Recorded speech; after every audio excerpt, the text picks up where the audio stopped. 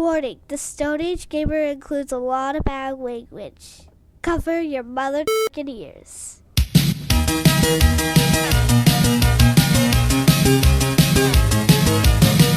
Good evening and welcome to the Stone Age Gamer Podcast. I am Kris Randazzo and joining me tonight is the slap heard around the world, Dan Ryan. Keep my wife's name out. It's so silly. It's so silly. Never. I will say Tiff all goddamn day. Tiff, tiffity, tiff, tiff. You can't stop me. We have somehow survived yet another month, meaning it's time for the 10, 20, 30, 40 because, I forgot to write a sentence. Aww. That's a weird sentence you wrote. I must have got, well, let's see. It's episode 404, so there's our 404 error. The Stone Age Gamer Podcast starts now. That was good.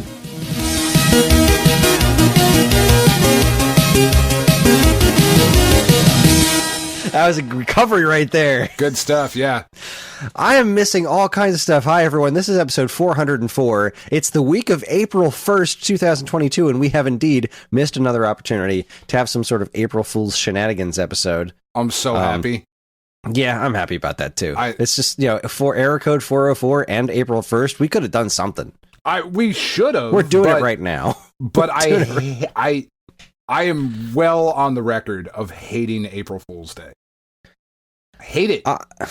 I really like very clever and non-harmful. Mean. Yeah. Yeah, not mean April Fool's Day pranks. Like, we've done some real silly stuff at Stone Age Gamer that I had a hoot putting together. We did some Geekade ones with like the new Nabisco system, which was actually based on a conversation I think it was a joking conversation I had at Funcoland back in the day where somebody was asking for the new Nabisco game system, the Wheat Station. I love a good Wheat Station though. Not gonna lie. It's a good time. I'm a fan of a Wheat Station.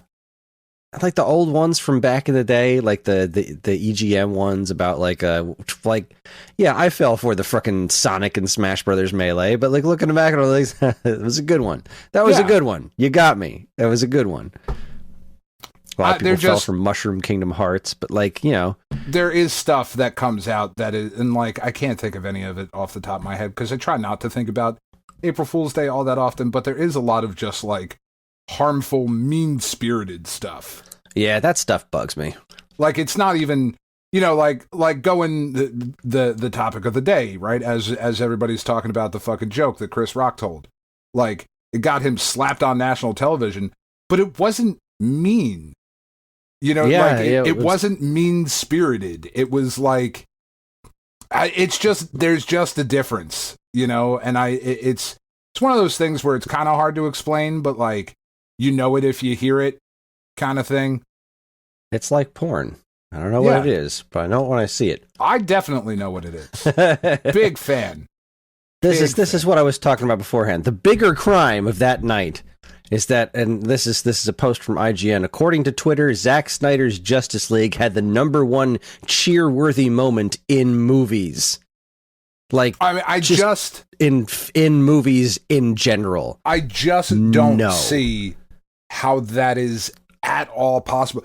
Taking my personal feelings on the DCEU versus the MCU out of the conversation, the dollars would tend to disagree. I mean, the amount of people who went to go see Avengers Endgame and stood up and cheered in the movie theater versus the amount of people who saw the Snyder Cut. I mean, just no. There's just no way. It's just no way. I know it's a Twitter poll, and all it was, hey, we're doing a Twitter poll, so all of the very vocal Snyderverse folks got onto Twitter, and they voted with their fingers as loudly as they could. Yeah, social media is just the worst thing that has ever happened to us as a society. On the opposite side of the spectrum, there is a new Nintendo physical reward for My Nintendo coming out soon, and it is a Kirby bag, a mouthful mode Kirby bag, and I will have it, and I will be very happy. All right, so let's hear it. Oh, it's fucking great. Give me all the Kirby. I mean, because I was going to say... You don't give a shit what I've been playing this week.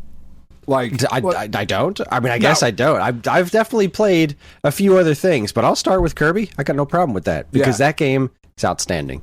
It is absolutely everything I want it to be. It's almost a walk in the park. It's just challenging enough to stop it from being boring, but it's also so clever that it's never in danger of, like, you're not in super danger of dying very often. And I'm playing it on the quote unquote hard mode, which is called spicy mode, which makes me happy. Spicy. But the puzzles that, like, finding, this is the kind of game that I'm like, I'm absolutely going to 100% this, because it's not going to be so hard I'm going to tear my brain out, but it's so clever. You get that real sense of accomplishment from figuring out the kind of basic but like very clever hidden things, like, there's a cage behind there. What if I do this? It worked. It's awesome. Works. The hardest I've laughed so far is at the mouthful mode stairs. There's a set of stairs, and Kirby wrapped himself around the stairs, and he can, like, kind of sort of walk, and then you can just thump forward and squish things. That's fun. It's so stupid. It is aggressively adorable, too. Like, even by Kirby standards, this is like, oh my god. This is this the one that is going to get me to like Kirby games? That's hard to say. I mean, I don't think it's going to make you like Kirby games, but I think you might like this Kirby game. Like, I don't imagine it's going to make you go back and be like, yeah, this is good. Let me try some of the other ones, because this is the basic. It's super ambitious, but also kind of safe at the same time, in the way that it's just taking what the Kirby formula was, boiling it down to its bare essentials, and applying a different direction to it. It's really similar to what Nintendo did with both Breath of the Wild and Mario Odyssey. They're like, all right, let's distill Zelda down to Zelda 1. What made Zelda 1 special? Now let's go that route and just go a different direction with it entirely. And like, same with Mario Odyssey. Like, well, why did people like Mario 64 to begin with? What made 3D Mario work before we did Mario Sunshine? Which, don't get me wrong, I like Sunshine just fine. I like it probably more than I should. That game's broken as heck. Mario Odyssey is just stellar. It's just out. They took the core of what worked and moved in that direction and just took it crazy.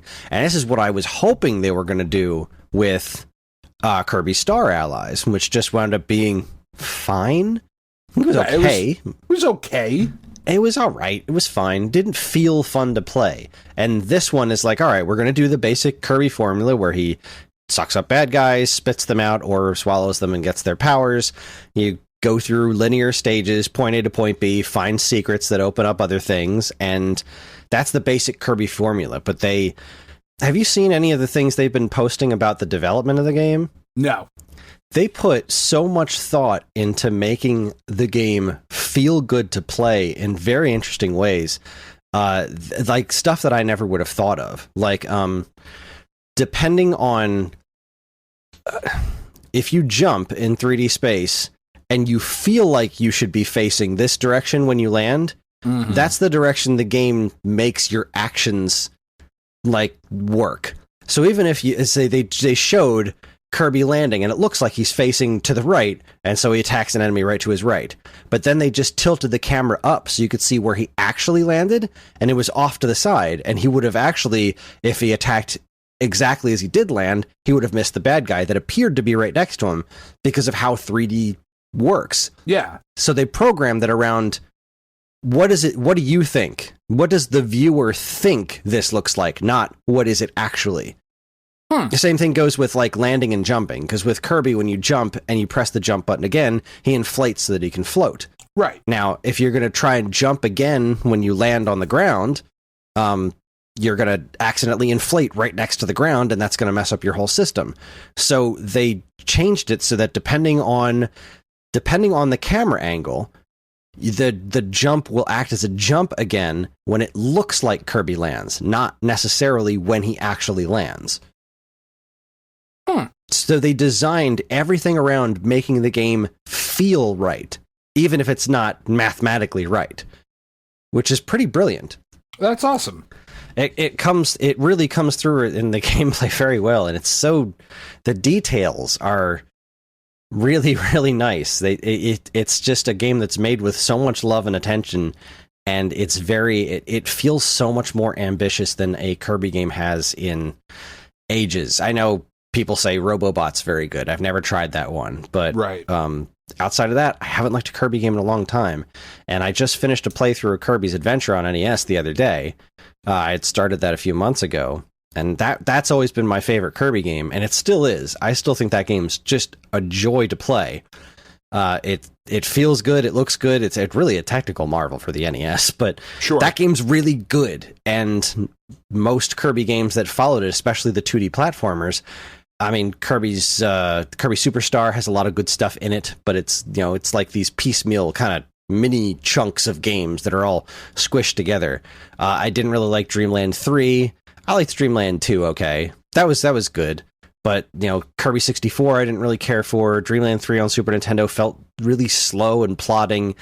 And this isn't that. This game is breezy, it's fun, it's got a great environment, it's super creative. I just love it. It's not going to last me forever, and that's fine. I don't need it to be a billion-hour game, because I will replay this years from now without a doubt in my mind.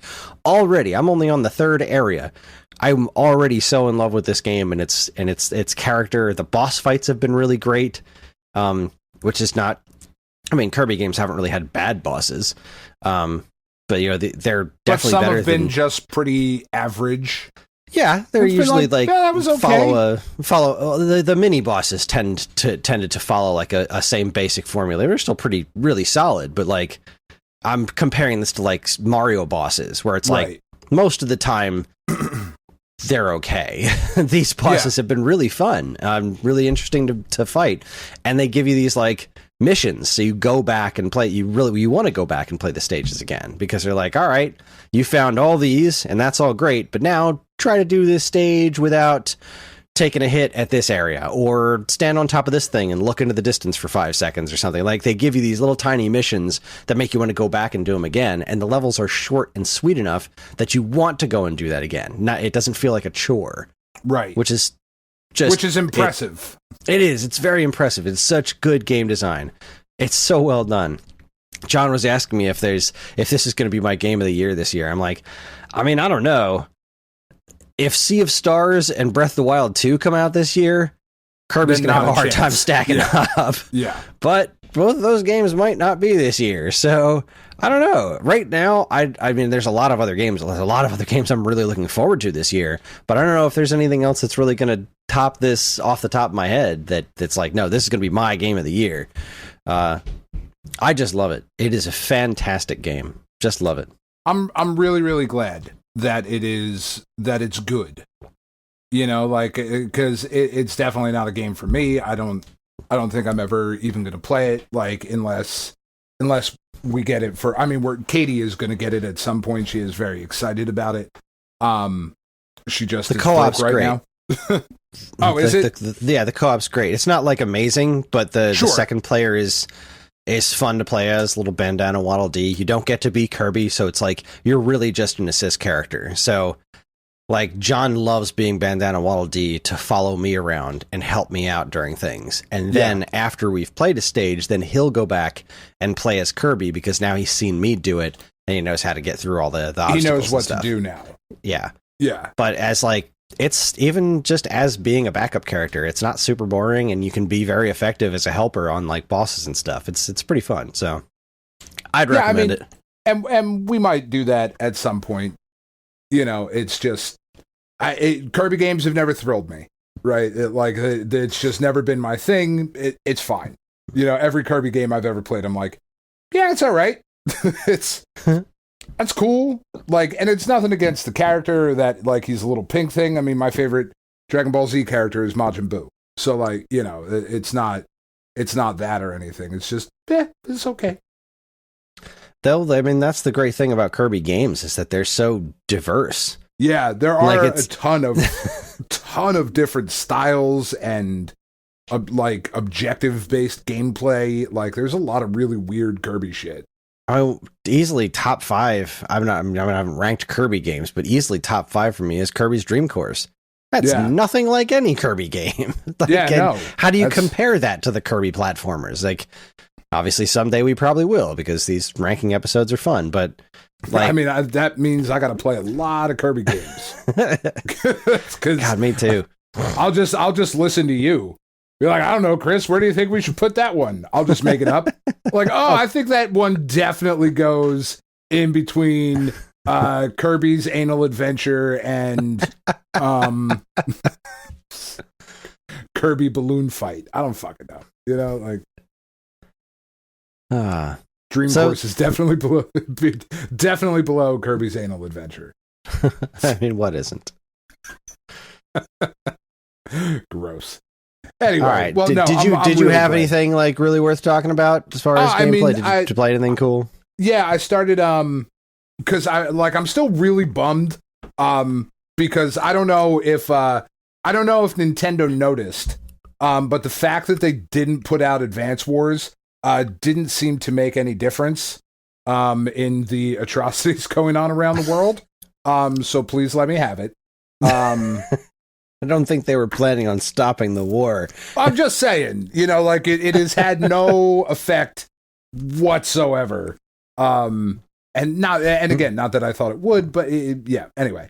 So the only difference is I don't have Advance Wars. Yeah, the only thing that happened is that people that wanted to play Advance Wars haven't. Like that's what happened. So, and there's just a bunch of good strategy games coming out this year that I was like, man, I need to go back and at least make a commitment to finishing Wargroove, because I really liked Wargroove, and I had kind of made a decent way through it, and then I forget what happened. Something came out that distracted me from playing through that. Because if you remember, Wargroove is basically Advance Wars, but with like knights and archers and shit. So I was like, you know, I'm going to go back and I'm just going to start over, because it's been so long since I played it. I forget the entire story. And I'm just going to do a mission a day until I'm all the way through it, you know, because I have a tendency to jump into a strategy game and be like, all right, I'll see you in 12 hours. you know what I mean? Like I get really, really into it. So I'm like, you know, this time I'm just going to take it slow. I'm going to go just mission a day. So I've been doing that for a little bit and like slowly making my way through Wargroove, and it's just so good. Like it definitely it copies Advance Wars almost 100%. But there are much worse things to copy if that's the type of game you're trying to make. So just really, really enjoying that.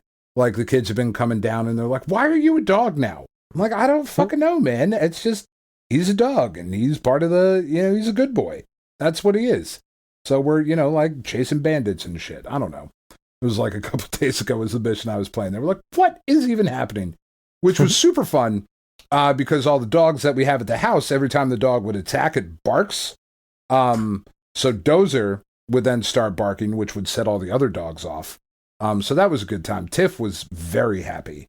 The entire time that was how she was like, oh yeah, this is great. Please keep this up or turn the sound off before I murder all of you. So playing my way through that, we started Kenna, I think is how she says it in the game, that Bridge of Spirits. Really, really cool game. Really, really good. Like I'm not far enough into it to be like, man, I really should have played this last year because it would have been, poking around top of the game list, but it is really, really good. It feels, once I changed the combat, because the combat is originally mapped to R1 and R2, like R1 is your light attack and R2 is your heavy attack. Like, no, I do that way too much. We're putting that on square and triangle, kids. Like, what are we doing? that is a Y and X action. If there ever why change that? That's silly. But also, thank you for not being like certain companies that we won't name, but it rhymes with Schmishmendo, that allows me to remap the controls to a way that's like more comfortable to play. And once I started doing that, I was like, oh shit, this is way better. That game, like it just, oh man, it looks good. The voice acting is great. It really feels, I get very, very similar vibes to like not exactly Link to the Past, but just that there's that sort of like spirit of adventure and exploration in it that I'm really, really enjoying, but also with like combat that is certainly much more dynamic than that, which I assume would be something similar to Majora's Mask or Ocarina of Time, but I haven't really played those games enough because I just didn't love them the first couple of times I tried, which I know is fucking sacrilege, but whatever. Kenna is really, really good, and I'm very excited to continue making with Tiff. Like, that's the other thing. Like, I only play that one with Tiff. So it's like, you know, kind of sit down and, okay, like we started watching Book of Boba Fett, which we hadn't watched yet, but Moon Knight is coming out. So I'm like, different universes, but I gotta finish this before I start, you know, before I start Moon Knight. So we're trying to barrel our way through Book of Boba Fett, which I don't love. We're 3 episodes in, and I'm like, man, like I know like this is who hasn't seen this show but me yet. I know it's the same guy that was in episode 2, but like he should look cooler wyou the helmet on. Yeah. He shouldn't look like a tubby fat dude, like a tubby old guy. Like you don't look cool. Man, like I'm not saying like Jason Momoa is a terrible actor, but he looks cool. You know what I mean? Like he looks cool. You look at that guy and you're like, wow, that guy's fucking cool. I look at the dude who plays Boba Fett, I'm like, you're like my uncle. That's not fucking cool. You're not even like a cool dad. You're like an okay uncle. You're like an uncle who comes over and has like that like he's pretty okay, but he's got like that one really racist thing about like a weird group of people. You know what I mean? Not even like a typically racist thing, but you're like, yeah, I mean, Uncle Tony is, God, he fucking hates people from the Netherlands. And like, you don't know what happened to make Uncle Tony hate Nederlanders, but he really does. It's very strange. So yeah, it's I mean, look, I loved it, but you know me, I'm a Star Wars whore. It was definitely not a home run. I do think it pays off in the end, but it's pretty rocky. Let's see if you're 3 episodes in and you've gotten to the hilarious bike chase yet. Which hilarious bike chase? So the incredibly slow, yeah, where I feel like you could have, like, I could have ridden a bicycle next to you guys and been fine. Like that would have been A-okay. A light jog would have just, man, yeah. Tiff and I, we were watching that episode the other night or last night. You just look at that and be like, this isn't very fast. This is I see their hair blowing in the wind. Yeah, but no, I feel like they're there's not enough. it. They're trying to sell it, but I'm not really buying it. It's no. I really just had so much fun watching the show. I was so happy with it, but it was I mean it's got some serious structural problems. Like, yeah, maybe just do all the flashback stuff first, and then just like maybe don't do any of the flashback stuff. Just tell me. Yeah, limited to an episode. Like they could have done. They could have done a lot of that in a shorter period of time. But like, you know, that whole train sequence was great. You know, that was wonderful. But why though? But like, here was my point. Here, Tiff, we watched that episode last night, and Boba Fett goes to speak to the fish fuckers, and he goes in there, and they're like, "We already paid the biker gang, and we don't want to pay 2 people, right?" Okay, sure, we paid them for protection. I just took down your fucking train. They're not protecting you. This is stupid. This is dumb. You're still paying the people that I stole their bikes, trained for like a minute, and then we took down your entire train. This isn't a conversation we have anymore. Now you pay me. They're dead. It's fucking dumb. It's real dumb. Spoiler alert. They're not dead. No, but just like, this is dumb. It was real dumb. Anyway, it was silly. No, I mean, I'm enjoying it, but like, I'm enjoying it in the way I enjoy a lot of Robert Rodriguez things because he's directed a few episodes, and I really like Robert Rodriguez. You know, like, yeah, there's some stuff that's done really well. There's some decisions that cool. where you just stop and say, you know, I don't think I would have done it that way. You know, No. maybe put a wig on Tamora Morrison. You know, right? You've kind of put yourself in a corner by having like, well, you changed it so that Boba Fett's a clone, so this is what he has to look like now. So I don't know, do something to make him cooler. Like that's like 20% cooler. Yeah, you didn't even need to be that much. Just steal from Rainbow Dash, it should be like 20% cooler. Yeah, not 50, not 75. No, like no, because it's still Boba Fett, who I've always thought is a shit character. But like, whatever. He looks cool. That's like the thing he had going for him. He looks cool, and now he doesn't. Like, you took away the thing that looked cool about Boba Fett. Now he's my Uncle Tony, and I hate it. I hate the way he looks. I hate his bald head. Get out of here, you dumb. Anyway. I think hair would have gone a long way with him. A beard? Something. Everybody should have a beard, though. Like that. Yeah, beard. I mean, he was living in the desert all that time. Like, how'd he shave? It's a solid question. I could understand him being naturally bald, but give that man a beard. Yeah, no. Beardy Fett. Beardy Fett. Unwanted hair loss is unwanted. None of us want to lose our hair. But, like, how's he shaving? Why, I didn't get that in a flashback? You showed me literally everything else that I didn't need to see. God damn it. Anyway, it was weird. There's some weird choices made in that show. I'm excited to finish it, though, because I want to talk about Moon Knight next week, and I'm really excited about it. Oh, yay. I'm so excited. Oh, it's going to be so good. And then a new series came to Puzzle and Dragons that I'm really excited about. The Illusionary Artists. Oh my! With a new lead, I rolled hard. I saved up a bunch because I knew it was coming, and rolled hard and got the lead that I wanted. And she is, especially we're currently the North American server is always about 2 months behind the Japanese server, so we're missing one of the cards that makes Atelier easier to play on the Japanese server, because she is a card where it's really restrictive team building in a sense of there are certain things that you need to have in order to make the leader function. There are a bunch of different cards that have those things that you need, but there are some specifics because she is a leader that in order to do any sort of damage, you need to match 4 of each color, right?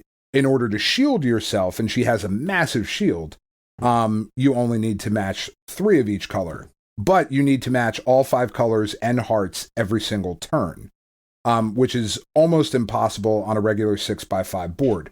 So you need to use a card that starts off as a 7x6 board. You get 12 more orbs. Theoretically, you have the orbs that you need in order to activate your leader skill. She is a very, very high skill but high reward style of play, which I enjoy because the last couple of like really strong cards that Pat has put out have been pretty mindless. Like one of the transforming robots that is really good is a card called Daytona, and you match 4 light orbs and you do 10 combos and like hit max damage on almost all your cards. Like, that's not hard. You know what I mean? I don't need to think. I don't need to solve a puzzle. I just need to like, bink. Oh, good. And that floor is dead. You know, so having this card now is like, oh, this game is challenging again in a way that it hasn't been in a long time. So I'm really excited that we have her. But now I need the other card that's out in Japan to make her easier to play. Like, it's weird. In Japan, the card that is, her name's Rafine, and that came out with their anniversary Godfest. And then like a week after that, this Illusionary Artist series came out. In North America, we've gotten the Illusionary Artist, but we haven't gotten the anniversary Godfest yet. So we're still missing this card, and it's like, I mean, okay, you did shit out of order, that's fine, but like, Atelier's much harder to play right now. Give me the other fucking card I need, man. I don't know. I'm very excited about it. She's good. I like her. It's fun. See, every time I hear somebody say the word Daytona, two things happen. One, I hear the Daytona USA theme in my head, and two, I think about the fact that you could play as the car from the Daytona in which fighting game was that? Was that Last Bronx or something? What game was that? I don't remember, but that was fucking hysterical. Yeah, that was good shit. Which game was that? Fighters Megamix, that's what it was. You can play as the car. Yeah, that's good stuff. It's just brilliant. That's good stuff. Pure unadulterated genius. I love it. And we're a scant as of this recording. I believe we are currently 10 days away from the show 22, which I will officially be doing the review for Nintendo Force. Lucas and I worked it out. Even though we didn't get a preview copy of the game, I will still have the game and be able to play and review. So I'm really excited about that. I have to play the show now, Chris. I have to play it. Isn't that a lovely feeling? It's my journalistic responsibility. I did get my copy of Nintendo Force in that has my preview in there, and it brought me no small amount of joy and pride to see something that I had written in this magazine. That is just really, really cool. And I was very, very happy that this showed up in the mail today. That's awesome. That makes me very happy. Similarly, I picked up the Brett Weiss's new book. Oh, nice. That showed up in the mail the other day. It's very nice. There's the one that we're in. I'm going to have to look at those one of these days when I come over to your house to get those starting lineup figures from you. I'm going to have to look at the other things where I'm a published writer. Oh, I never bought those. I didn't get those. I thought you did. No, you were like, no, there's nothing in there I want. All right. So, mind. yeah, there wasn't anything in there of value, but yeah, they're really nice books. I have all four of them, the NES, both NES and both Super NES. And if he does any more of those omnibus books of that quality, I like the way they're printed out and laid out way better than any other one that I've seen. Yeah. They're pretty nice and thorough. Very, very nice books. So I got that in the mail. Let's see. I had a couple of things I wanted to mention real quick. We did not get any comments back from Razgriz. Oh, boo, Razgriz. Yeah. I mean, whatever. That's fine. It's all good. I'm bummed. I was really hoping that they would listen and at least acknowledge that we tried to answer his concerns. But judging by the tone of his comment, I feel fairly confident that he was not interested in being anything but right. No. So that was the thing ultimately that I came down to. Sorry, not to totally jump off track again. But Tiff and I were talking about it. And that I think is the issue that I have. You and I feel, have always tried to present ourselves as this is our opinion. And reading those comments that were made on our post were, this is why I'm right and you're wrong. Mm. That's the way it came off to me. Like the way that he spoke about, or they spoke about. But you never do that, do you? Elden Ring was like, I am right. This game sucks. I'm not going to tell you the reasons why, but like, I'm correct. You guys are wrong. And I don't feel that should be the purpose of a review.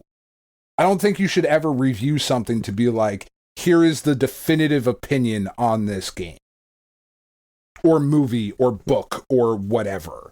Yeah, because that's not what a review is. It's, here's my opinion on this thing. Yeah. Anyways, all right. So, let's see. I finished Infernax. Nice. Very cool. I finished one quest of Infernax.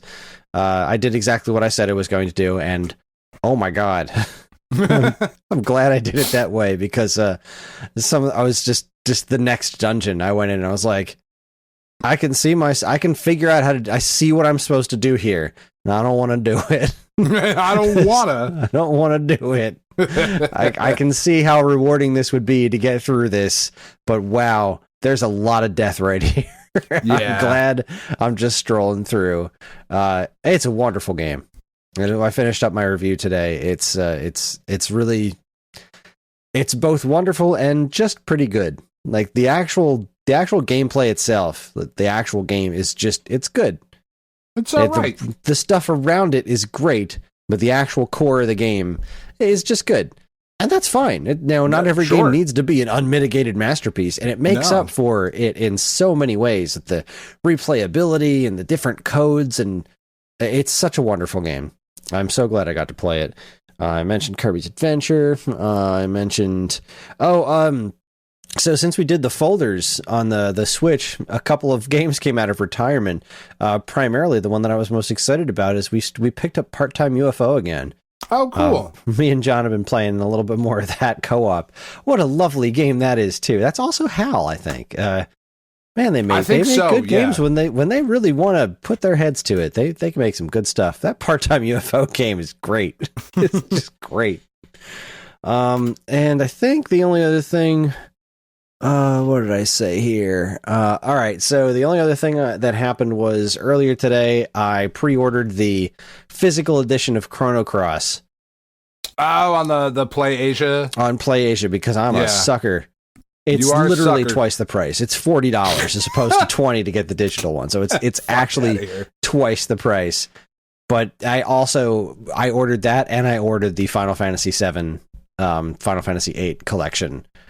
Physically as well. Yeah. Which I had been putting that off for, I'm not a huge Final Fantasy VII fan, but I do know that about you. I've always wanted that cart just for the posterity of it, the historical significance of it. Sure. Square ran an ad saying this was impossible. And the march of time has made it not only possible, but it's bundled with another game. Yeah, that's kind of a weird area that we've entered into. Like, not only is it possible, I want to take that, because I'm not going to play that cartridge. I have the digital game. I'm going to pick up my save file and do it from there. And maybe if I ever want to play Final Fantasy VIII, that's how I'll do it. But what I want more than anything is I want to frame that cartridge and the ad in the same frame. You know what I mean? I want that together.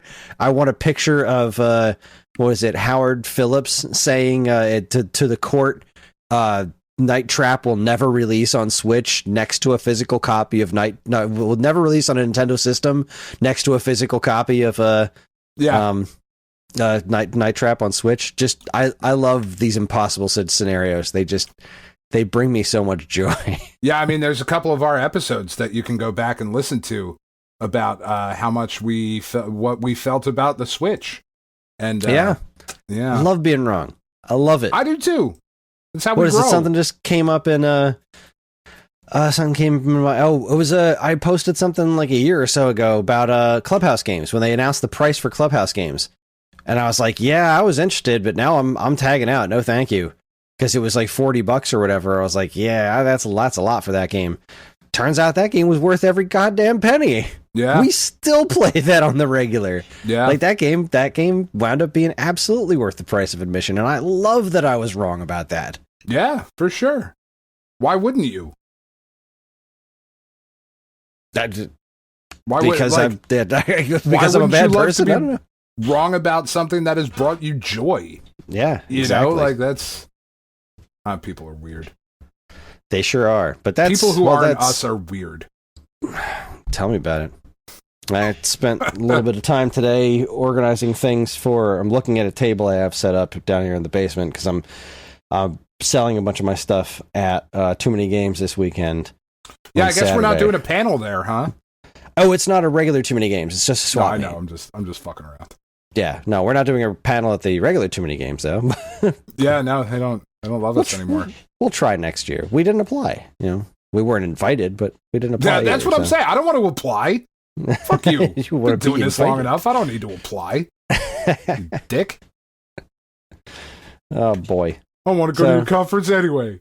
Stupid. Yeah, stay home. I don't know. I'm excited to sell off some of this stuff. I hope I make enough money to make the day worth my while, but fingers crossed. But anyway, I think that about wraps it up. We should just take a break and go on to the primary topic, eh? I'm into it. Let's do it. Yeah.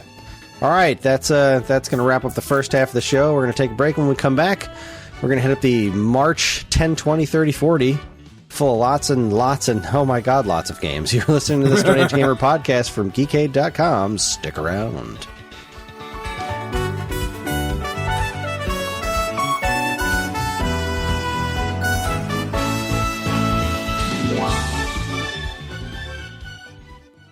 And now, here's a quick look at some of the other original content available now from our partners and Geekade.com. First up, over on our TV podcast, this week's episode, the crew hits the news desk for a heaping helping of TV-related news. They discuss the latest about the Quantum Leap reboot, get into a heated debate about the new Ms. Marvel trailer, which looked awesome. I agree. Right? Who didn't think it did? Evan. Oh, fuck Evan. He has some serious concerns about the fact that they changed her powers. Did they? We haven't seen the show. Oh, she's not all stretchy. She's all cosmic now. Okay. She's still stretched. There was a part where her arm was fucking... Anyway. Swoon over Jensen Ackles' upcoming role in The Boys, and more. Plus, Karen wants more babies. On Call the Midwife. Angie gushes over killing Eve. Evan visits some toy stores, and Kris suffers through Dragon Ball GT 1 minute at a time. Don't miss this week's episode 249. I don't have a stretchy body problem. See, I have a stretchy body problem. I do too. I did not see her. I don't know what you're talking about. I don't remember seeing her stretch at all in the trailer. Everything that she did was based on cosmic powers that were coming from that bracelet, and I think it serves the same purpose. I also think stretchy people look ridiculous in live action. I've never seen it not look stupid. No, it looks dumb every time. But there's a scene where she's like punching across the thing, and like her arm like whips back. I'm pretty sure that was the cosmic energy around her arm, but I could be wrong. But whatever. Like, it's the same fucking thing. Have this conversation with Evan, not me. You're I will have this conversation with Evan. God damn it, now I'm all upset. I expect better out of him. Anyway. Next, Mega Man 7. It's probably my third favorite Mega Man game. It's got some crazy impressive graphics, a phenomenal soundtrack, interesting level design, and served as a fascinating alternate evolution for Mega Man in 16 bits against the also amazing Mega Man X. Some people really don't like that game, though, which has always confused me to some extent. Still, the game had a complicated history and a rushed development cycle, and Slash Man is basically just Wolverine in Robot Master form, but I love it! What's wrong with that? I can think of nothing. People hate that game. I don't know why. I don't get it. But do Greg and Joe love it? That's the important question. And you can find out how they feel it holds up in the year of our Lord 2022 in the Super NES podcast, episode 185, Mega Man 7. Monkey torture. That would be nice. If that wasn't my friend calling. Anyway, finally, nothing. That's it. That's the light week for Geekade. I could comment on Chris's new Saturn builder for the video for the Stone Age Gamer, or the fact that he's going to be at Too Many Games, the Swap Meet edition, selling his crap this weekend. But instead, I'm just going to tell you all whether I prefer waffles or pancakes. It's pancakes. Oh, well, good. Yeah, I like waffles. I'm a waffle guy myself, but I love pancakes. Dislike waffles. But I prefer waffles. I like the Eggo cereal. That's really, really good. Eggo Pop-Tarts are really, really good. But I prefer... Now, are we talking regular waffles or like Belgian waffles? That's a different thing. I mean, waffles are waffles. No, God, how dare you? Well, no, I'm not saying... That's not what I'm saying. That's like, if we're just comparing Belgian waffles, then what kind of pancakes are we doing? Are we doing blueberry pancakes, chocolate chip pancakes, large pancakes, small pancakes, frozen pancakes? Waffles are waffles in that pancakes are pancakes. I mean, the general waffles. Waffle is in waffle paired with chicken. You don't do chicken and pancakes, you do chicken and waffles. I do love chicken and waffles. I do. And I'm still on team pancake. I'm not kicking chicken and pancakes out of bed. I'm just saying. No, sure. You do it with waffles. Why would you? Why would you kick me out of bed? Fucking animal. For all this and more from us and our partners, be sure to keep your eyes on pancakes.com. Pancakes.net. Pancakes.gov. .gov.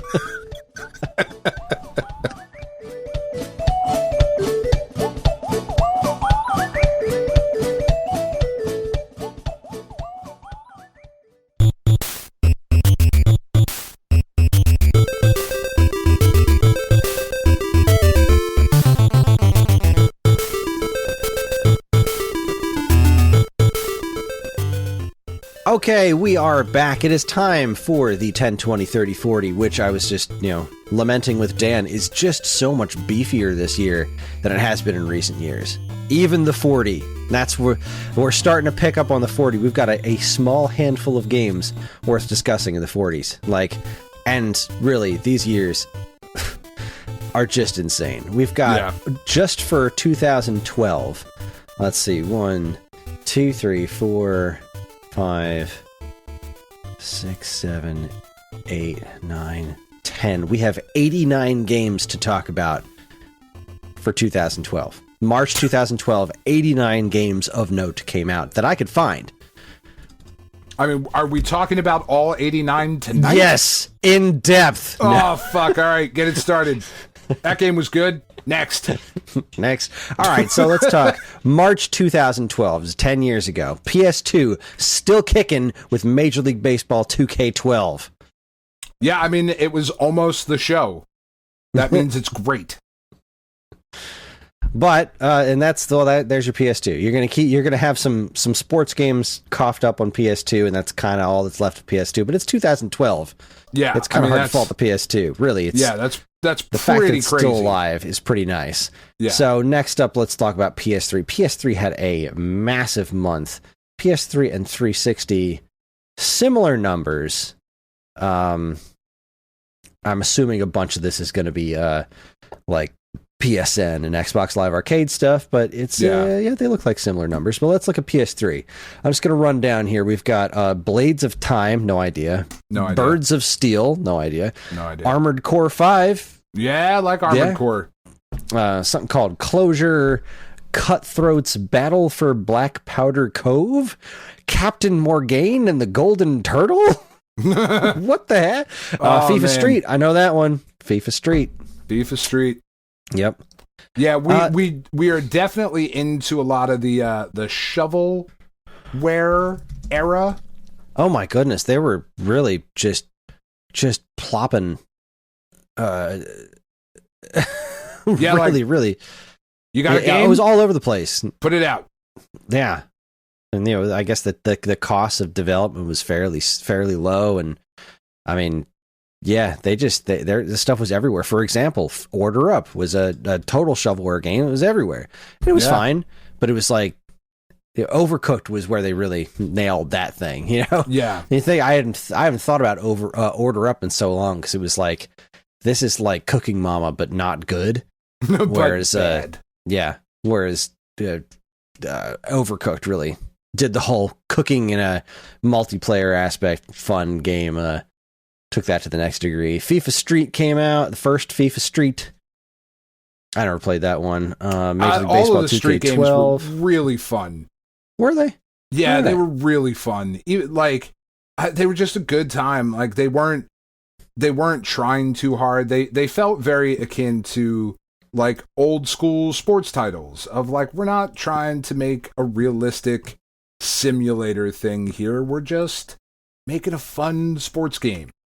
And isn't I like that. Nice? I like that. And not necessarily like the over-the-top violent stuff like the Blitz and the hits and all that stuff, which is also fine, but it's like... Oh, sure. Sometimes I just want a good arcade-y style sports game. Yeah. And that's kind of where the Street games seem to be heading. Yeah, it was good stuff. PS3 also got MLB 2K12. Mass Effect 3 came out, and that was the first one that a lot of people didn't like, right? Is that the one that had the ending that everyone hated? Or was that 2? I can't remember. I don't know. I've tried to get into the Mass Effect games a bunch of times. It just never hooks me. Yeah, those games are definitely not for me. I've tried. I've tried many times. This one is for you, though. MLB 12, the show. Oh, God, I love the show. Yeah. I mean, do we listen to this need to talk about that? Listen to this hunk right here. MLB The Show, MotorStorm RC, Naruto Shippuden Ultimate Ninja Storm Generations, and Ninja Gaiden 3. Ninja Gaiden 3 was not great. It wasn't bad. I played it for the first time, was it last year, when the trilogy came out. I was like, yeah, I think I see why people didn't like this as much as the other two. I still thought it was really fun. It definitely had a different feeling to it, though, than the first two Ninja Gaiden games. Like, you could tell there was a different director going on there. It wasn't as... Yeah, it's a hard one to put your finger on. I mean, honestly, the first one is my favorite. I still think the first one's really good. The second one was neat. But those games just, I mean, God, some of the female character designs were just so hilariously awful in those absurd. games. Like to the point of just being distracting. Like, I know it was a different time. It was 10 years ago. It was more than 10 years ago for the original Ninja Gaiden. It's just like... It wasn't that different of a time. It's like, this shit's embarrassing. I'm sorry. Yeah. Let's see. Yeah. Mugen Souls, Snipers, Top Gun Hardlock, Shoot Many Robots, Tales of Graces, Time Machine Rogue Pirate, Warp, Test Drive Ferrari Legends, Summer Challenge Athletics Tournament. God, that's there you go. Let's go back to the ones that actually mean something. Did any of those really jump out? You say, oh yeah, that's a classic. Top Gun Hardlocked was, oh God, I was hardlocked, if you know what I'm saying. All right, we had the much maligned Street Fighter Cross Tekken. Yeah, man, I wanted that game to be good. I find it very entertaining in that it's like it's okay. It's 2D Tekken characters fighting like Street Fighter, but like the whole everything on top of it made it not good. What was that weird system like? Gosh, I can't even remember what the system was. I know it had some system that made it feel really broken, but there was something wrong with it, and I played so little of it that I don't even remember what it was. But there was some sort of tragic flaw in that game. I just wanted Marvel vs. Capcom 2 with Tekken characters. Like, that's all I wanted. I just wanted Street Fighter 4 with Tekken characters. Or even that. You know what? It just wasn't great. Yeah. It wasn't terrible, but it wasn't great. No, you hear Street Fighter Cross Tekken and you're like, oh, fuck yeah.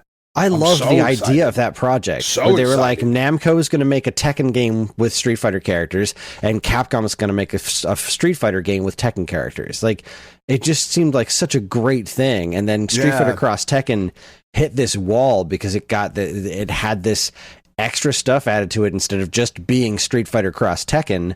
And then the Tekken Cross Street Fighter just got canned because it never materialized. And what a shame.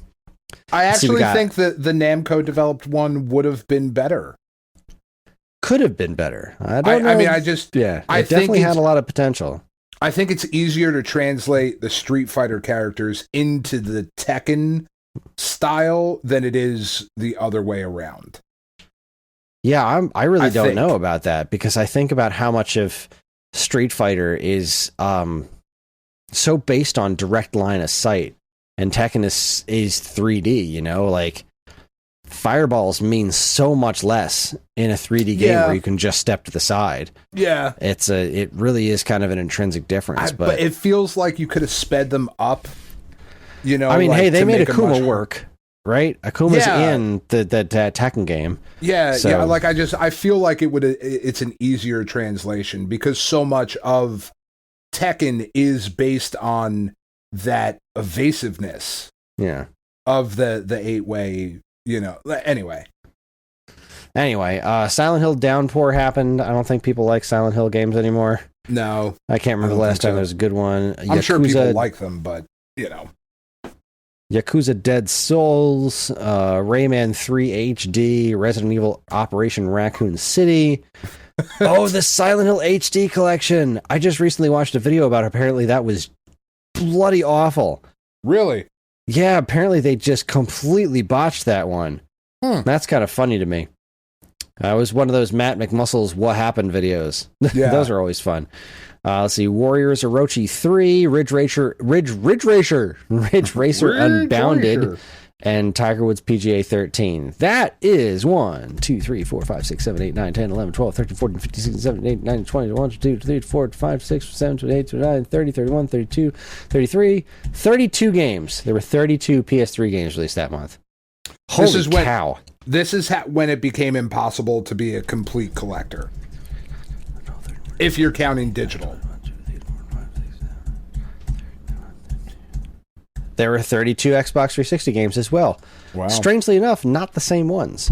That's let's see. We also have whatever Blades of Time was. We have I Am Alive. I feel like I remember hearing about that game. Is man, that one eventually came to PlayStation, I believe, or it was PlayStation first. That game's dope. I like I Am Alive a lot. It's like a third person. If it's the one I'm thinking about, I'm looking it up right now just to make sure I'm not giving out false information. Like the city, you wake up and like the city has been destroyed. Yeah. This game's really. I remember seeing cool. trailers for that. Yeah, that looked interesting. I like this game quite a bit. Let's see. We also got Birds of Steel, FIFA Street on 360. Something called Defenders of Ardania? Sure. Okay, Armored Core 5 also over here. Oh, a trio of Kinect games. This must have been the Kinect launch, because you got Kinect Sports, Kinect Sesame Street TV, and Kinect Rush, a Disney Pixar adventure. Yeah. Capcom Digital Collection. Oh, what the heck was this? This had... I remember this thing. It was like a physical disc that had a bunch of their online-only stuff. We got... This picture's too damn small. Street Fighter 2 Turbo HD Remix, Final Fight Double Impact, 1942 Jungle Strike, Super Puzzle Fighter 2 Turbo HD Remix, Bionic Commando Rearmed 2, something Commando 3, and two other things I just can't freaking read because this picture's too small and I can't zoom in on it. Yeah, I mean, that's a good collection, though. There you go. Yeah, that's a pretty solid collection. I like that they did that. They took a bunch of stuff that was digital only and threw it on a disc. I wish Konami would do that with those Castlevania other Rebirth games. Yeah. Let's see, we got something called Combat Wings, The Great Battles of World War II. Country Dance All-Stars. let me get all the silly ones out of the way. Let's see, MLB 2K12, Mass Effect 3, Ridge Racer Unbound, Street Fighter Cross Tekken, Top Gun Hardlock, Naruto Shippuden, Ultimate Ninja Generations, Shoot Many Robots, Summer Challenge. So those were all the same as the other platforms. Same with Ninja Gaiden 3, Resident Evil Raccoon City, Silent Hill HD Collection, Warriors Orochi 3, Rayman 3 HD, Tiger Woods PGA. All right, so that's all the stuff that was also on PlayStation. Wow, very, very similar lineup. But this also had the immortal classic My Body Coach 3. Oh. I need somebody to coach my body. Sign Mora? That's supposed to be something interesting, right? Why do I know that? That's a good... is that Platinum Games? Or Grasshopper? Or... It's one of those fucking Suda 51. Grasshopper, yeah. Digital Reality and Grasshopper. Yeah, that game's fucking dope. Yeah, I remember seeing things about this. This is a pretty cool game. Yeah, that's a very, very good shooter. Nice. Shmup. Let's see. We got Wrecked Revenge Revisited and South Park Teneman's Revenge. Okay. I'll take your word for it. Meanwhile, and this paints a real picture right here. As far as I could tell, there were exactly 2 Wii games released this. Ooh. 2 Wii games. That's how hard the bottom fell out of that. Major League Baseball 2K12 and Mario Party 9. It's a hell of a month for the Wii.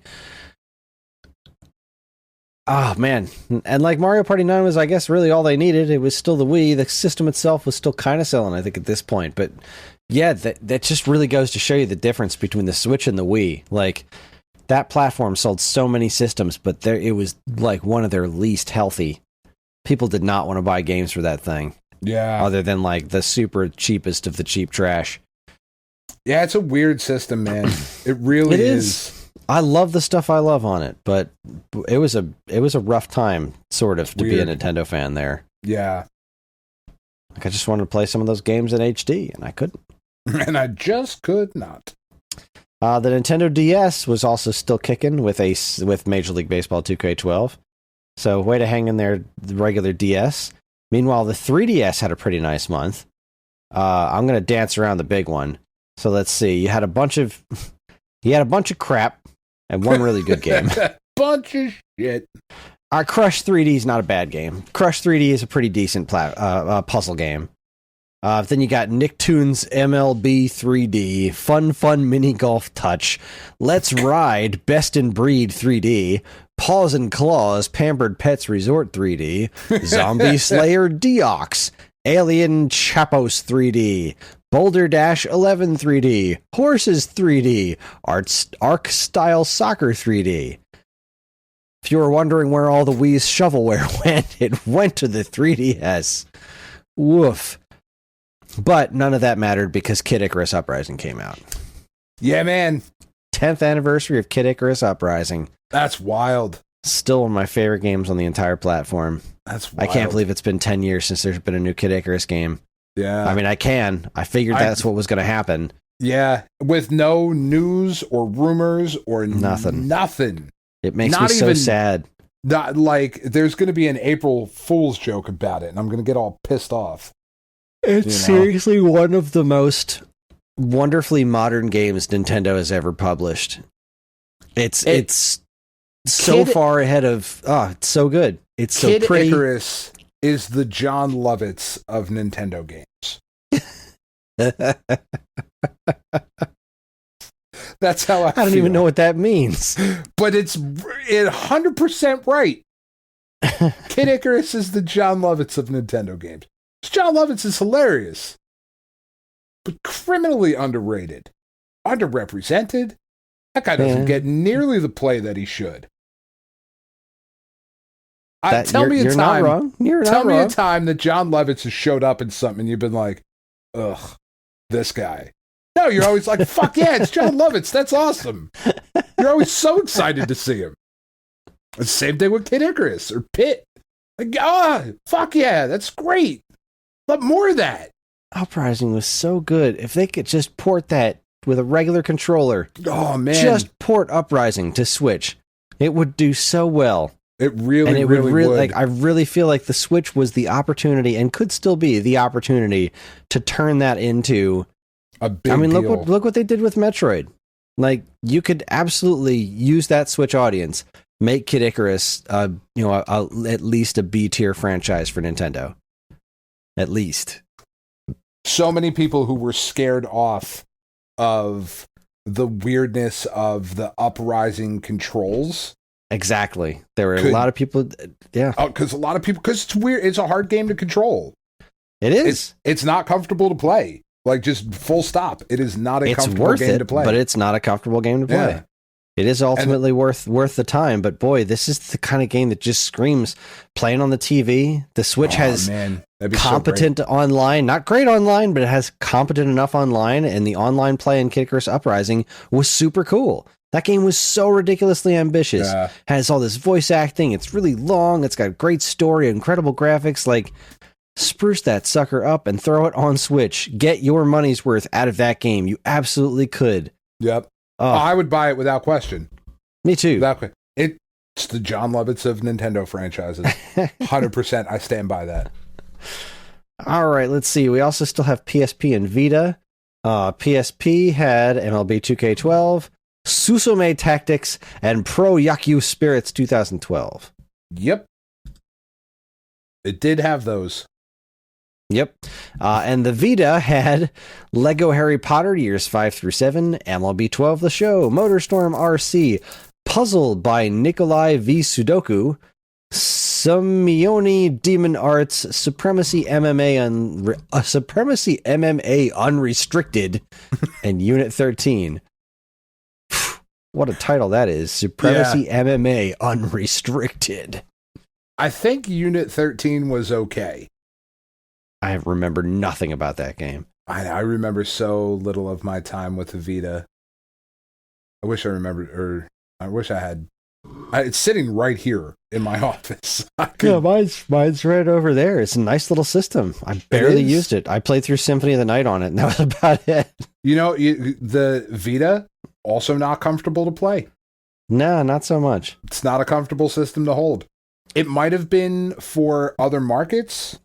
Like, it might have been much better in Japan, where overall as a population, they are smaller than we are.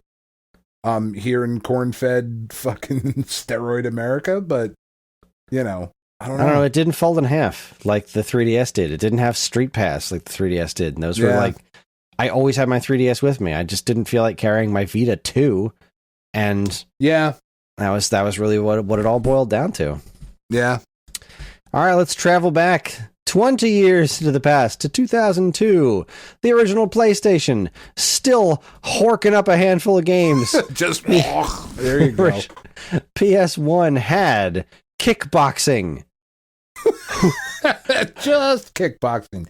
Not even Andre Ponza. They couldn't even dust off that guy. Nope, just pull back the TurboGrafx 16 legend. Yu-Gi-Oh! Forbidden Memories, Rayman Rush, ugh, and of course, Hooters Road Trip. Jesus. God, they really were trying with those. That was real. I didn't know there was a Hooters game until today. Yeah. What the hell? They really were. And I typoed it when I wrote it down to Hooters Rod Trip. Rod Trip. I mean, yeah. I have to see. All right, there's a long play. All right, World of Long Plays has a long play of this. It's 1 hour and 28 minutes. Oh, it's Ubisoft. Of course it's Ubisoft. Oh, I'm sure it's great. Developed by Hoplite Research. Oh, look at this. This is... Oh my God, does that says tacky yet... Let's see, tacky yet unrefined. What does that even mean? And like the load screen is just like a bunch of like models in Hooters gear, and then it's generic racing game. Yeah. There's nothing Hooters about the actual gameplay. It's just like the loading screens and stuff, and it's like a horrible, just the most boring drive forward down a street while some butt rock plays in the background. This is amazing. Oh, apparently you're taking a road trip to different Hooters restaurants. Oh, that's because actually, at least there's a story. Yeah, because you get to like the next area, and then like some full motion video of a girl in a Hooters outfit says like, "Hi y'all, welcome to Georgia." This is incredible. I can't believe this is real. I need to track this down. Oh my God. Wow. All right. Well, that's that's PlayStation 1 from March 2002. Gonna be hard to top. Yeah. No, that's great. Let's see how the PS2 did. Let's see. We had Shadow Man Second Coming. I didn't play this one. I want the Shadow Man games to be cooler than they are.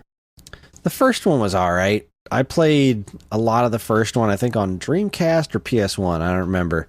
I played a bunch of the first one because this guy Eric I worked with was like really super into it, and I was like, yeah, it's all right, but it's not Soul Reaver, so whatever. Yeah. Your favorite, Echo the Dolphin, Defender of the Future. Oh my God, just so good. Yeah, so good. I liked that game on Dreamcast, and I never played the PS2 port.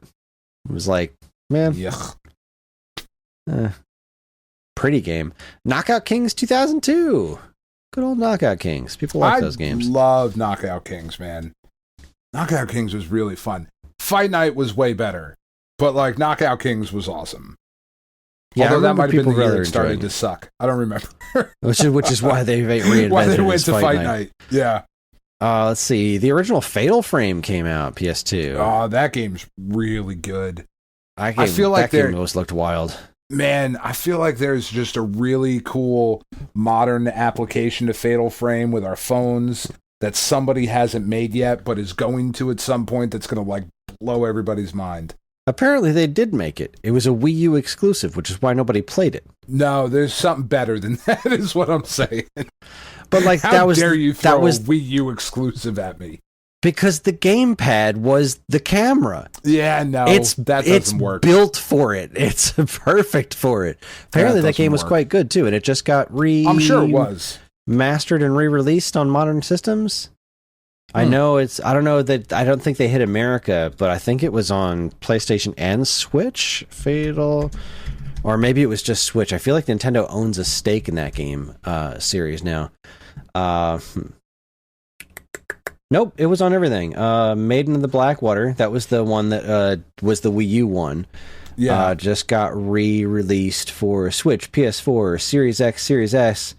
And PS5 and Xbox One and PC. So yeah, that's on everything now. Neat. Came out last year, I think. Good times. Anyways, Hurdy Gertie. I remember the cover for this. I don't ever think I ever played it. This had that big like pink bear, and they were all making funky faces on it. There's like a little boy. Yeah. What the heck was this game? I don't know. Not for me, I don't think. But maybe it was. Maybe I missed it. Yeah, it was an IDOS something. Doesn't look very good. Looks like a 3D action-y game. Yeah. Weird artwork. It's not doing anything for me. If Hurdy Gertie's a masterpiece, you let us know, listeners at home. What did I do? Star Wars Jedi Starfighter was fine. Hot Shots Golf 3. I know you like the Hot Shots Golf games. I do love Hot Shots Golf. They're always fun. They're not always great, but they're always fun. Oh, man, we were in Triple Play 2002. We're still in triple play territory back in 2002. All right, man. Not even MVP. MVP, I think, was 03, 04, 05. Yeah. I think. With MVP 05 being, like, still among the greatest baseball games ever made. Sled Storm. Oh, the fresh games. Mad Maestro and Mr. Mosquito both came out this month. That's good stuff. Very I know you liked Virtua Fighter 4. Oh, my God. I played so much Virtua Fighter 4. You had me play that in your dorm room, and you just kicked the shit out of me for like a half an hour. And I was like, yeah, I don't get Virtua Fighter, man. I don't get this game at all. I really thought you were going to be better at it. I really did. I was not. No. God, you were real bad at that. I just can't. I don't get Virtua Fighter. I just can't wrap my head around it. It doesn't feel natural to me. It's so much more actual fighting styles. Like, it's just not fantastical, like, really in any way. And that's hard to, like, when you're used to all of the fantastical nonsense of the rest of them. Like, it's a very, very different game. It's like, I just want to hit a button and punch. And it's like, nah, you hit a button and it's going to, like, punch this way. Yeah. Like, no, I just, he's in front of me. Punch forward. Do things. Nope. Do something. And it wouldn't do something. Li Fei was my fucking dude. I loved Li Fei. All right, let's get the silly stuff out of the way. Let's see: Monsters Inc., Smash Court Tennis Pro Tournament, Tetris Worlds, World Rally Championship, Kingsfield, the Ancient City, World of Outlaws, Sprint Cars 2002, WTA Tour Tennis, Army Men RTS, Top Angler, and Savage Skies. So yeah, just a bunch of filler titles, but a couple of big ones were peppered in there. We've got Deus Ex: The Conspiracy and Blood Omen 2. Yeah, those are good. I never got into the Deus Ex games. I know people really liked those, and Blood Omen 2 I never got around to playing. Really? That's surprising. I didn't like the first Blood Omen, and I really liked Soul Reaver, but I didn't get around to playing Soul Reaver 2 for some reason. And like, I bought Blood Omen 2, and I bought Soul Reaver, and I bought Legacy of Kain Defiance, but I never finished the series. Like, I just didn't play them for some stupid reason. I cannot believe those games have not been thrown in a collection and tossed at everybody. Yeah, that seems really weird. It seems so obvious. Like, why? What's holding you back? Like, you don't have to do anything special. Just keep them available. Like the Devil May Cry games. Just make them function. Leave them exactly as they are, warts and all. Someday, remake them or whatever. But for now, just let the PS2 games be available. Come on. Come on. Do it for me. I enjoy it. For America. I like him, yeah. Faye Victus. I like it. It's good stuff. Xbox had a smaller month than PS2, as is the case pretty much going forward. And I don't think they had anything. I'm looking down the list here. Like Agent Under Fire. I think this was playing catch up. I feel like a 007 Agent Under Fire hit other platforms first, or maybe maybe it's backwards. Either way, that's the only thing I'm looking at that's of real note that's different here. Like they got Tony Hawk 3, but that was out for a little while at this point. Right. Like ESPN Winter Games, Knockout Kings 2002, Rally Sport Challenge, that stupid Spy Hunter game. Oh, people liked Gun Valkyrie. That was an Xbox exclusive. Blitz 2002, Triple Play 2002, Blood Omen 2, and MLS Extra Time 2002. So pretty average month for Xbox. No real standouts, a couple decent sports games, but no for huge March, ones. Not a bad month. No, not bad. I feel like GameCube had a little bit of a better month, or at least better for its audience. We got Gauntlet Dark Legacy. That game's cool. People love the Gauntlet games, and that being multiplayer. That crappy Spy Hunter game was there too. Same with Bond Agent Under Fire. Bloody Roar Primal Fury. I don't remember if that's a good Bloody Roar, but I know people love the Bloody Roar series. I could really go for a new Bloody Roar. Yeah, I think a lot of people could. They were just cool. They were different, you know? They were just different. Like, so many fighting games were so similar, you know? And, like, at the end of the day, like, it's still just a fighting game, sure. But, like, there was just, I don't know, it was just cool. There was the Sega produced or published Home Run King, which I think was this was a GameCube exclusive baseball game. I don't know that one. Yeah, that's wacky. Is there a reason I don't know that one? Because it's a GameCube exclusive? that would be it, probably. There's almost no information. Home Run, according to Wikipedia, Home Run King is a sports video game released in 2002 by WoW Entertainment. A sequel, Sega Home Run King 2, was released in 2004 for the mobile platform. That's the Wikipedia page. Had Jeff Bagwell on the cover. Sports video game. Ah, man. I mean, fuck the Astros for so many reasons, but I did really like Bagwell. There was a time there when the Astros were a cool National League team. They had the Killer Bees. I mean, I know you love the Killer Bees, Chris. I'm not saying anything you don't already know. No, of course you not. Were a big Killer Bees guy. Bagwell and Biggio.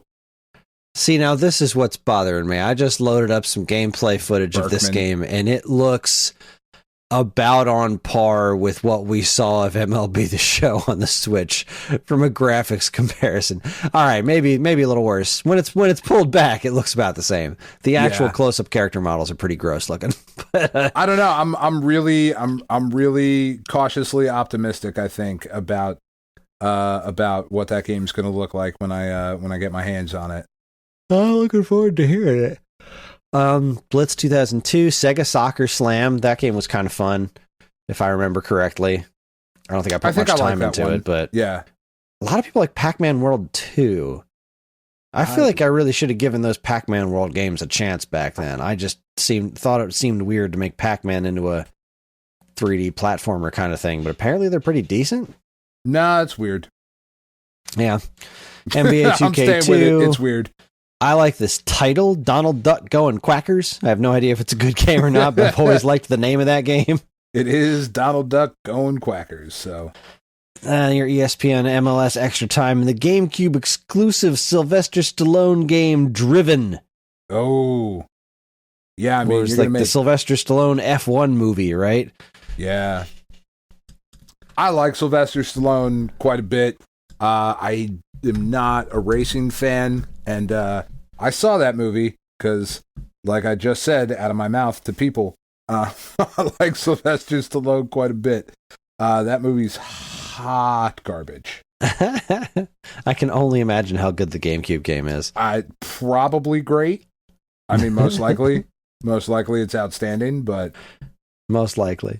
Yeah. All right. Let's see. We got a time limit tonight, so let's keep this moving. All right. Game Boy Advance is the only other platform. I didn't see any Game Boy Color games that I could find for this specific month, but Game Boy Advance had some real turds.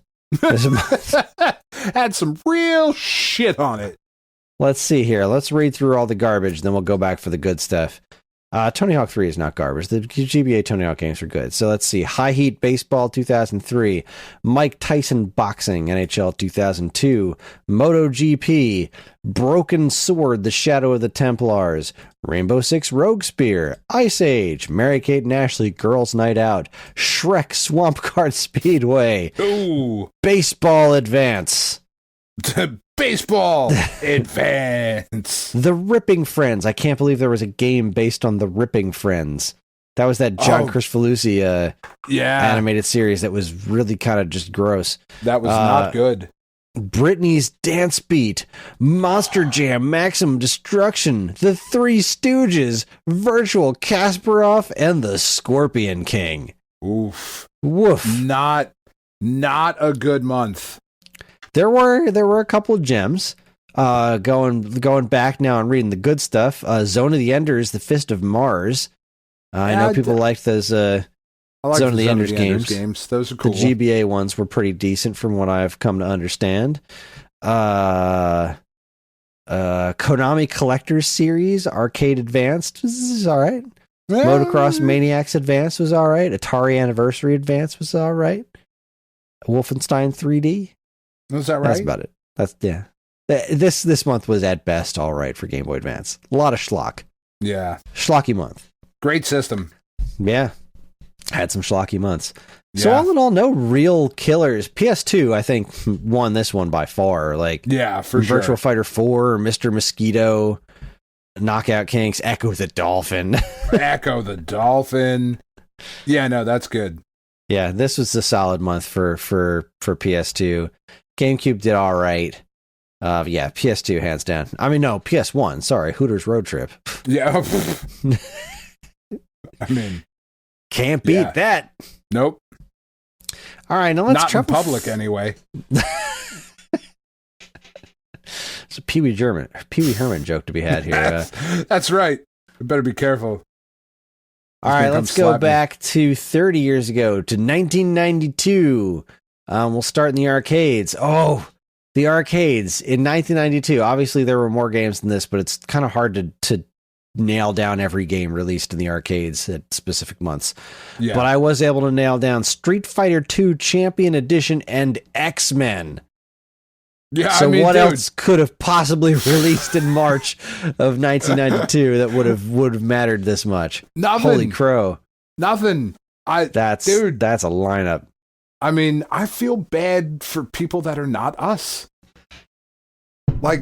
Your lives are terrible, young people. You just don't know. We're getting. I mean, God. Even if we get. Because they did X-Men on home consoles and the Xbox 360 and PS3, I think. Yeah, and it's got to be coming again. I sure hope so. That game is so much fun. It's so stupid. But it's never going to match that arcade experience of having that gigantic cabinet with two screens and crowding around 6 people around a single arcade cabinet, beating the garbage out of Magneto as he yells, "Welcome to die." Welcome to die. I don't know. I have a 70-something inch TV that might argue with your 2-screen thing. Well, I mean, it's not even. It's the combination of the 2-screen and then all the joysticks where you're forced to huddle, squeeze next to each other. I'll stand up with my family while we play. I'll hand everybody controllers and be like, all right, guys, we got to have an authentic experience. I'll put a fucking table in front of us and we could stand there. It'd be great. God, I mean, with this Turtles collection coming out, I'm so excited. That really, come on, just get with Konami and just do the X-Men game. And most of these modern I'm sure the PlayStation can handle 6 controllers at once, right? I don't know what the PS5 does. I think the PS4 did something weird like 7. Some weird shit like that. That might have been the PS3. The Switch goes up to 8. But either way, you only need 6. And I just want to play some 6-player X-Men, sit back and relax and knock that out on a TV. That's what I want out of life. Yep, I want that. I just want it online. Yeah. I just do. We're still in the middle of a pandemic. I don't want to get close to any of you fucks.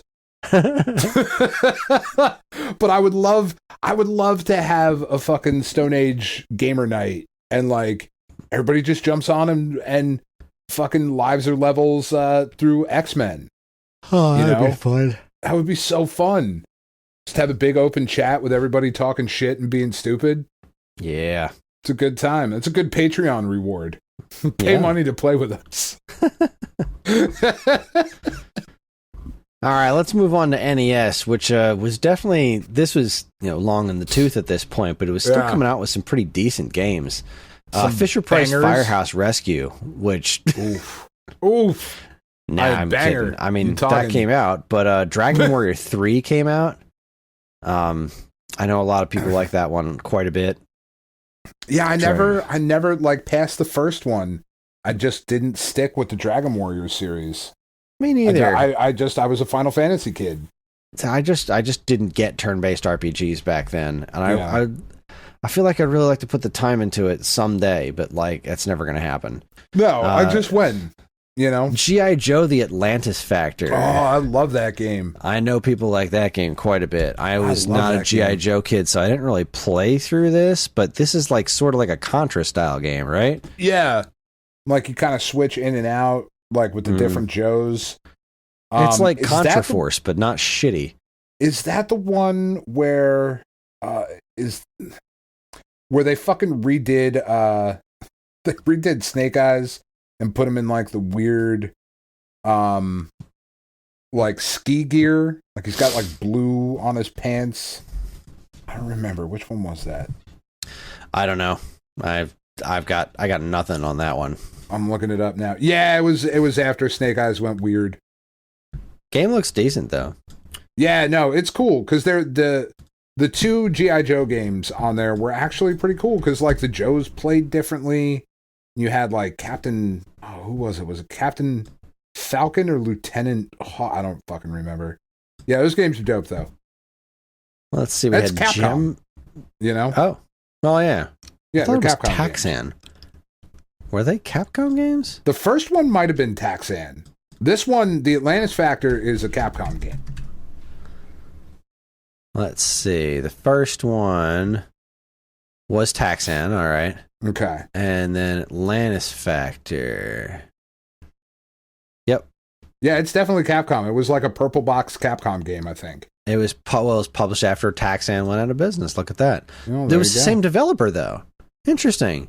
Huh. It was just published by Capcom. They were both developed by a company called Kindle Image Develop. They went defunct in 2006. Wow. What other stuff did they do? A bunch of Game Boy games, Burai Fighter, Low G Man. Oh, they did a bunch of like interesting weird stuff. Pepsi Man. Huh. I like Burai Fighter. Burai Fighter. Yeah, cool. Burai Fighter is a cool game. That's cool. That was an interesting game. Yeah, the original G.I. Joe, I just looked it up to make sure I'm not crazy. The original G.I. Joe game had Snake Eyes still in the black. But that was like weird. They added a bunch of like silver to his design, and like he had these weird like knives crossed on his chest. But then they did this like G.I. Joe Ninja thing for the toy line where they like redid a bunch of the characters and like made them into ninjas, and then took the ninja characters and totally redesigned them. And Snake Eyes went from this like super cool all black clad ninja to having like ski goggles on that were like bright red and like a blue vest and pants. It was really weird. It was a really weird design choice. But it's still Snake Eyes, so you were like, oh, it's fucking good. Like you were trying to convince yourself it was cool. Like, it's Snake Eyes, so this is dope.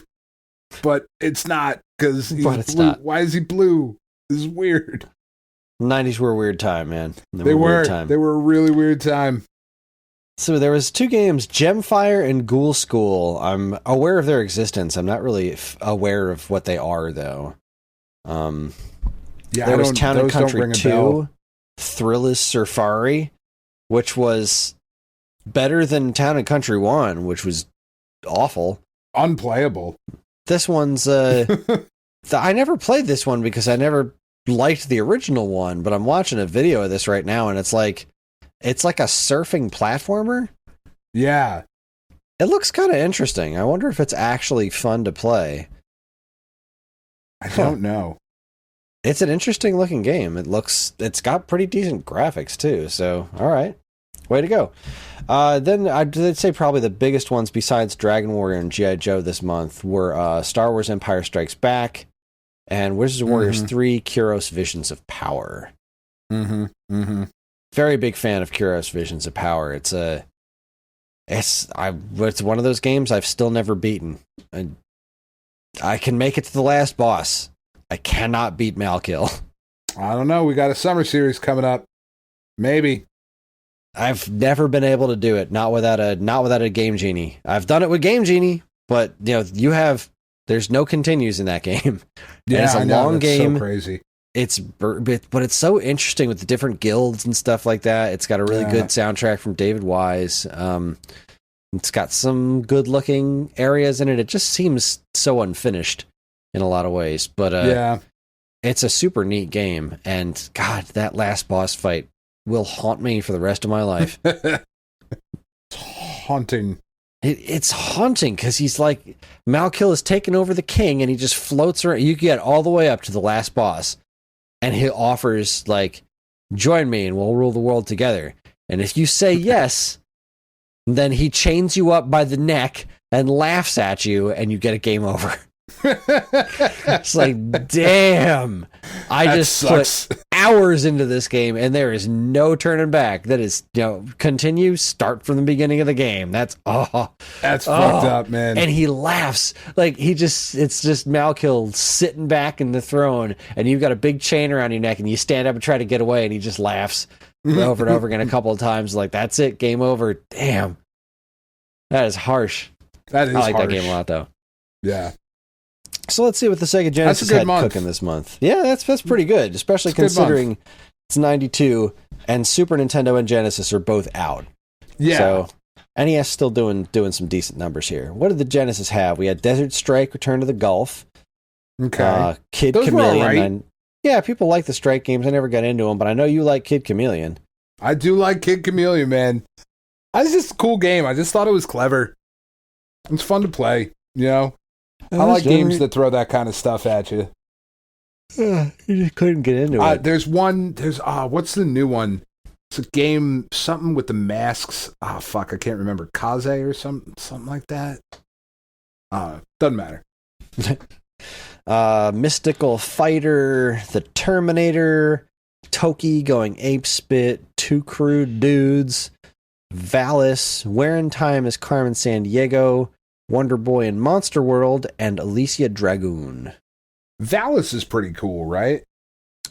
People like Valis? Yeah, people like Valis. I know that's like one of the more expensive Genesis games. I say I know. I mean, I think.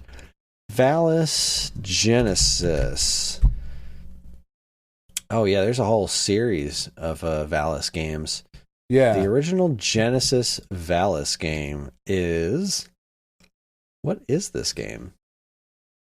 Oh, it's a side-scroller with a lot of cinematics in it. I think it's pretty cool, though. Okay, it looks neat. I think. Looks a little slow, but, looks neat. It's not slow, it's intentional. Maybe. Okay. I don't know. Let's go with that. I'm just trying to sell it to you. Wonder Boy in Monster World was all right. Alicia Dragoon. People liked that one. I feel like that's a name that I should know. Was this still... Mega Drive Long Play, Alicia Dragoon. See, this is reminding me a lot of Valis, but it's faster, and there's a lot of cool-looking magic. This is a neat-looking game. Yeah, these were all kind of cool. Like, I kind of feel like these were the carryovers of things like Rygar in the arcade and, like, Rastan. Uh-huh. Like, then you just, we can make cooler ones, but for the home console. I fucking love Rastan. Anyway. that's a whole other thing. This is pretty interesting. So that was all the Genesis had that month, which was all right month. Nothing real groundbreaking there. Probably Kid Chameleon was like the biggest name, and possibly Alicia Dragoon that didn't really turn into anything. But the TurboGrafx 16, I only found one game, and that game is Valis 3. Oh, yeah. Well, there So you go. Genesis got the first Valis, while the TurboGrafx 16 was getting the third one. Valis 3 also did eventually release on Genesis. Interesting. Wow. Was that the same game? All right, see, now I'm confused. No, probably. It looks like the same sprite, like Mega Man, but no, this isn't the same game. Interesting. All right. I only found one Neo Geo game that was Soccer Brawl. I don't know anything about it. I mean, it's Neo Geo, so you're never going to play it because it's crazy expensive. This is crazy expensive. But the real comparison we want to look at, obviously, at this point, is Genesis versus Super Nintendo. That's where the real battle was during this time. So Super Nintendo, in comparison to the Genesis, had Extra Innings, The Addams Family, Super WrestleMania, Smart Ball, PGA Tour Golf, and Lemmings. Yeah, I mean, I like Super WrestleMania. The rest of it wasn't really for me. I mean, I'm going to say, Lemmings is one of my favorite Super Nintendo games. It's the first place I ever played Lemmings, so I think that's a huge win, but just for my personal tastes, I'd say this was a draw this month. Super Nintendo had fewer releases, but I feel like they were slightly better. I mean, obviously, Addams Family was a huge property right then. This is right when the movie was out. Super WrestleMania was a big deal. Yeah, WWF Super WrestleMania was kind of a big deal, but they had fewer releases, but I think they made them count a little bit more, but none of them are earth-shattering, similar to the Genesis, so I don't know. I think Genesis gets a slight edge because of Valis, Wonder Boy, and Elysia Dragoon this month. But I couldn't be Jake the Snake Roberts in any of those games. Yeah, that's true. So, I mean, and that's not nothing. I'm going back to my original thought that I'm calling this month a draw. Calling this month a draw. I think so. All right, let's travel back 40 years into the past.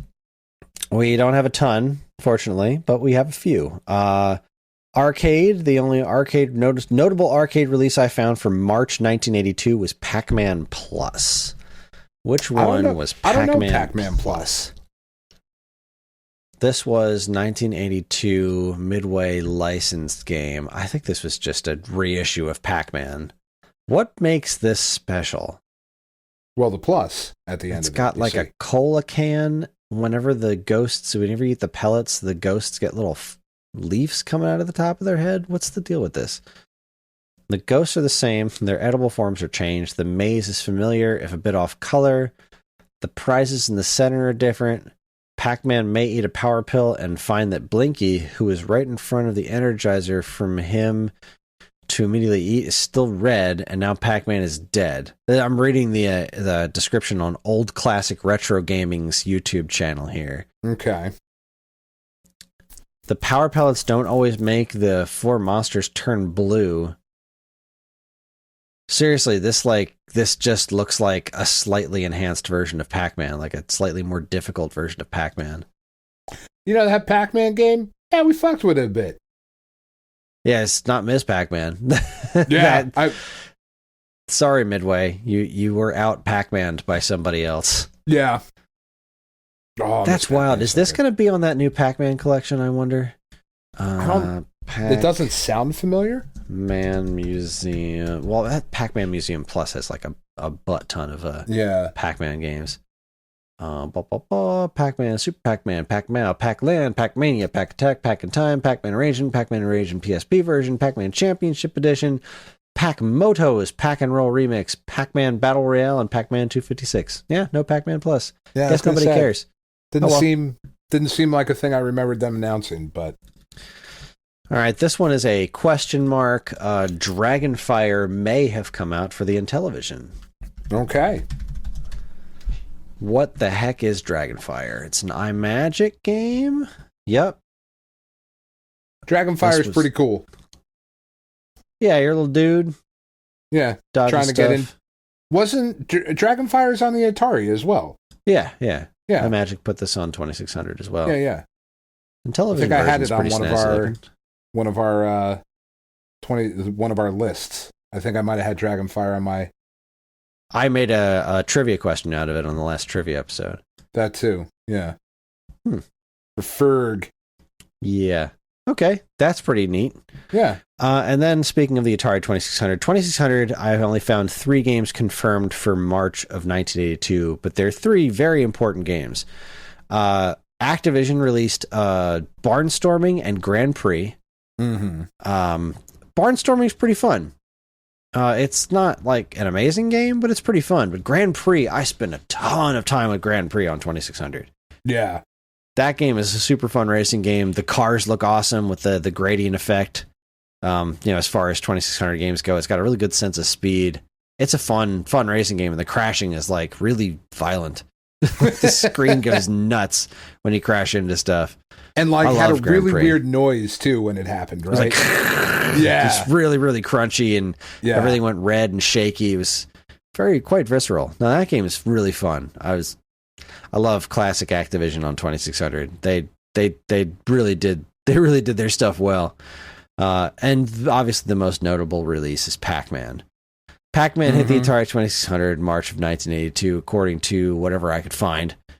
I don't remember where I got this one. This is one of the few ones that I had worked out before. I think I got that date from Random Terrain, but I could be wrong. Either way, so I loved Pac-Man on 2600 because I had never played the arcade one when this came out.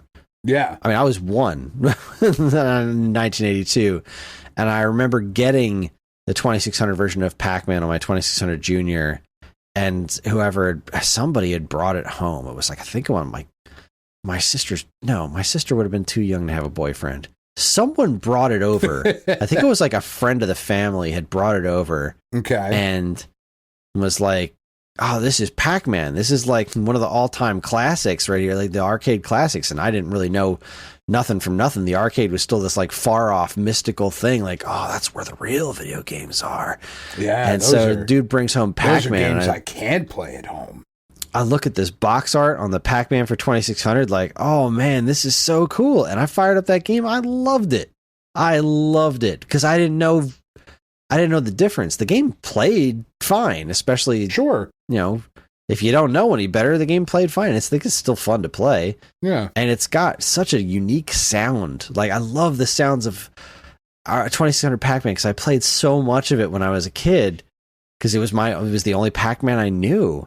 And it was just like, man, like that from eating all the rectangular pellets and stuff, and the sound of the ghosts when you get the power pellets and it goes pew pew pew pew. It's such a weird little game, but I spent so much time with that game. I love that box art. I love Pac-Man for 2600. I understand why people hated it because you play the arcade version right next to that. It's not even a comparison. It's not. It wouldn't have been so bad if they had just gotten the colors right. If it was a blue maze on a black background, I really think that would have made a humongous difference in how people saw that. Because but people were more or less okay with Coleco's Donkey Kong port on 2600. And it kind of got the basics of it right, but woof. It's real brutal when you directly compare it to the arcade one, but it's a facsimile. And I feel like Pac-Man was closer to arcade Pac-Man than Donkey Kong was to arcade Donkey Kong. Granted, Pac-Man's a much more simple game, but I don't know, I like Pac-Man for 2600. And I think that game should be re-released. I really do. I'm kind of pissed off that that's not in that Pac-Man collection or any Pac-Man collection. There is no denying, from an American standpoint, that Pac-Man for 2600 is an important video game. I know that it's blamed for the crash for so many reasons, but that's a piece of history right there. That is an important video game that's never been ported. That version of Pac-Man that so many people played and apparently hated has never been put anywhere. There was a new Bubsy game recently. Yeah, there's been a couple of new Bubsy games, but we can't get a port of the kilobytes it would take to run Pac-Man 2600 on a modern game console. Come on. Yeah. Get it out there. It's just never going to happen. It is never going to happen, and that bums me out. But I can, I feel like I'm going to play I feel like I'm going to plug in my Atari and play some Pac-Man right after this. I'm really in the mood to play some 2600 Pac-Man.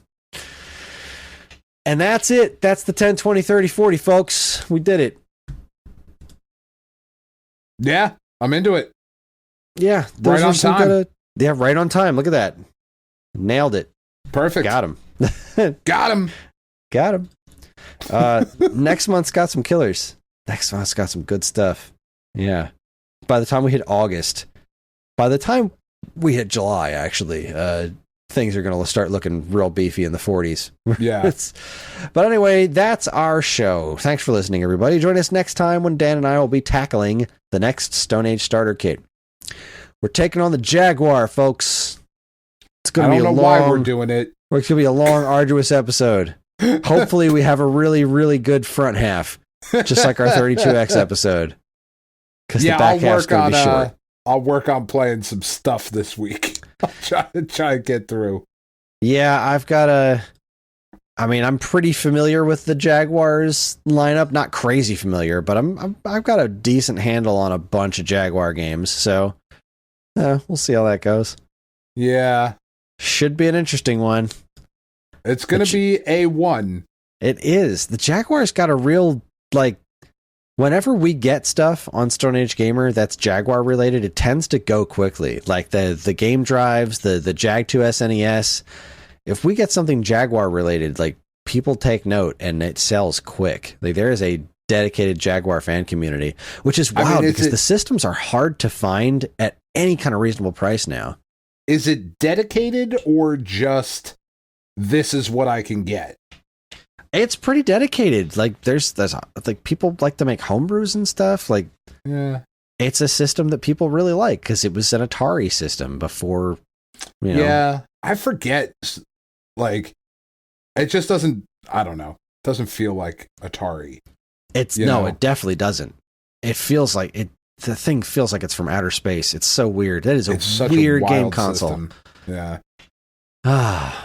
All right, well, we're on most social media platforms, and if you want to get in touch with us, we aren't very difficult to find. All it takes is a quick look at our show notes, and you'll see links to our social media accounts, as well as all manner of other fun stuff, like a link to our namesake, StoneAgeGamer.com, the Geekade Patreon, which helps keep this show running week after week, and more useful links than you can shake a joystick at.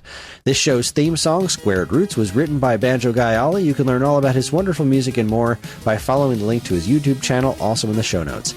And finally, as always, we'd like to thank our intrepid editor, Evan, for making this show listenable for all you folks. We'd like to thank all you folks for listening in the first place.